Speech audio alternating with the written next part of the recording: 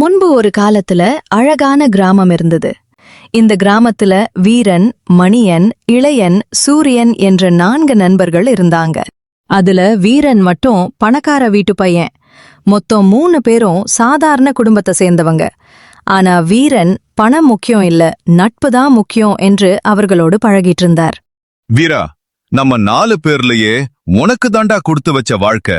எங்க 3 பேத்த பாரு, பாக்கெட்டிலும் காசு இல்ல, வீட்லயும் பணம் இல்ல. டேய், எனக்கு பணத்தை விட நட்பு தாண்டா பெருசு, காசு அதுக்கு அப்புறம் தாண்டா. சரி, நீங்க 3 பேர் வேலைக்கு போகலையா? எங்கடா, எந்த வேலைக்கு போனாலும் நீ சரியாக வேலை செய்ய மாட்டேங்கிற, நேரத்துக்கு வரமாட்டேங்கிற, ரொம்ப தாமதமா போனும், இப்படி பல விஷயங்களை சொல்றதுனால வேலைக்கு போறதுக்கு பிடிக்கவே இல்லை. சரி, அப்ப இப்படியே தண்ட சோறு தின்னுட்டு சுத்த போறீங்களா? உனக்கு என்னப்பா, நீ சுலபமா சொல்லிடுற, ஆனா நாங்க அப்படியா? இதுக்கு ஏதாவது ஒரு வழி இருக்கும். சரி, அப்படின்னா ஒன்று செய்யுங்க. நீங்கள் 3 பேரும் என்னுடைய நகைக்கடையில் வந்து வேலை பாருங்க. உங்களுக்கு மாதம் 10,000 ரூபாய் நான் தரேன். என்ன, வரீங்களா? சரிடா, நாங்க உன்னோட நகை கடைக்கு வேலைக்கு வருகிறோம். மறுநாள் காலையில அந்த 3 பேரும் வீரனுடைய தங்க கடைக்கு வேலைக்கு போறாங்க. சரிடா வீரா, எங்களுக்கு என்ன வேலை? வேறொன்று உங்களுக்கு வேலை இல்ல. இந்த கடையில் இருந்து கொஞ்சம் தங்க நாணயங்களை நீங்க 3 பேரும் ஒவ்வொரு திசையில போய் ஒரு சில பொருள்களை மட்டும் வாங்கிட்டு வரணும். அந்த பொருளை மார்க்கெட்டில் போய் கொடுத்து அதை காசா மாத்திட்டு திரும்பவும் வரணும். இதுதான் உங்களுடைய தினமும் வேலை. இப்படி வீரனிடமிருந்து தங்க நாணயத்தை வாங்கிக்கிட்டு ஆளுக்கு ஒரு திசையில போறாங்க.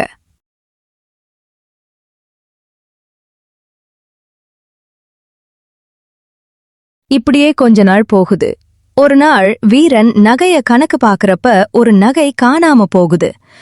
என்ன இது? நேற்று கணக்கு பார்க்கறப்போ சரியா இருந்துச்சு, இன்னைக்கு ஒரு நகை குறையுது. யார் எடுத்திருப்பா? கடைக்கு இன்னைக்கு நகை வாங்குவது கூட யாரும் வரல. அவங்க 3 பேரும் நானும் மட்டும்தான் கடையில் இருந்தோம். அந்த நகையை யார் எடுத்திருப்பா? இப்படி யோசிச்சு கொண்டிருக்கிறப்ப அந்த வழியா ஒரு சாமியார் வராரு.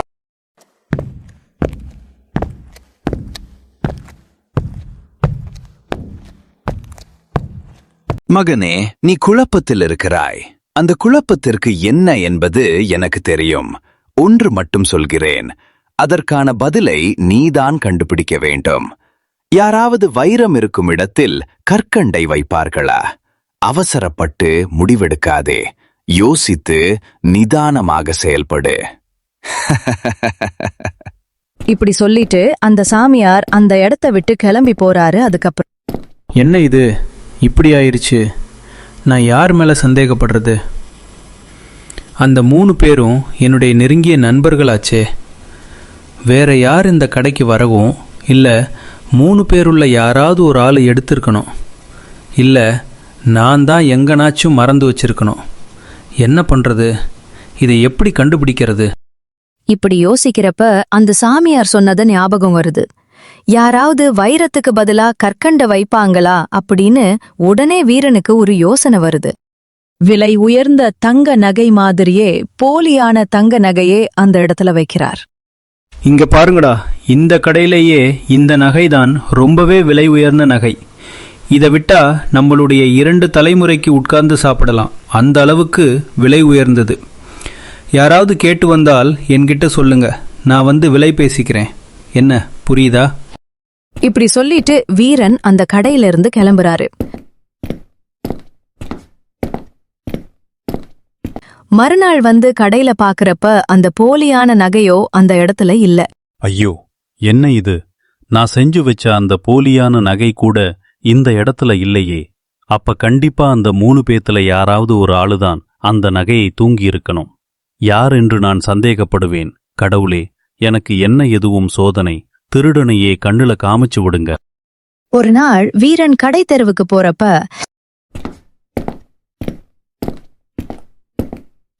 ஐயா, என்னங்க நிறைய பேர் கூட்டமாக நிற்கிறார்கள்? அது ஒண்ணும் இல்ல தம்பி, யாரோ ஒருத்தர் போலியான நகையை எடுத்துட்டு வந்து காசு கேட்டதா சொல்றாங்க.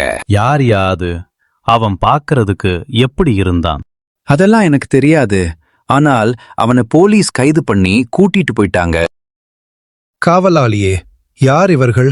அரசரே, இவர்கள் 3 பேரும் ஒரு போலியான நகையை தங்க நகை என்று விற்க முயன்றார்கள். அங்குள்ள மக்கள் இவர்களை என்னிடம் ஒப்படைத்தனர். இவருக்கு என்ன தண்டனை கொடுக்க வேண்டும் என்பதை தாங்கள்தான் சொல்ல வேண்டும். என்ன, தங்க நகை மாதிரி இருக்கும் போலி நகையை விற்க பார்த்தார்களா? இவர்களை 1 மாத காலம் சிறையில் அடையுங்கள். அது சரி, அது யாருடைய நகை? இப்படி விசாரிக்கும்போது அரண்மனைக்கு வீரன் வந்து, அரசே, அது என்னுடைய நகைதான். நான் தான் இவர்களிடம் கொடுத்து இதே மாதிரி நகையை செய்து வாங்கி வரச் சொன்னேன். நான் தங்கக்கடை ஒன்று வைத்துள்ளேன்.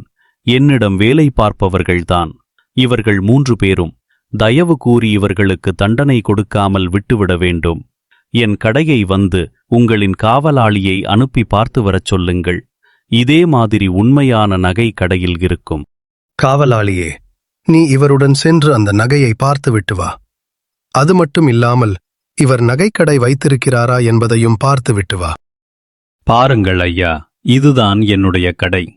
அந்த போலி நிறைய மாதிரியே உள்ளே ஒரு நகை இருக்கிறது. உள்ளே சென்று பாருங்கள்.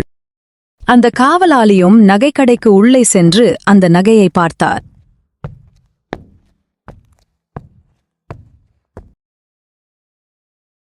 அரசரே, இவர் நகைக்கடை வைத்திருக்கிறார்.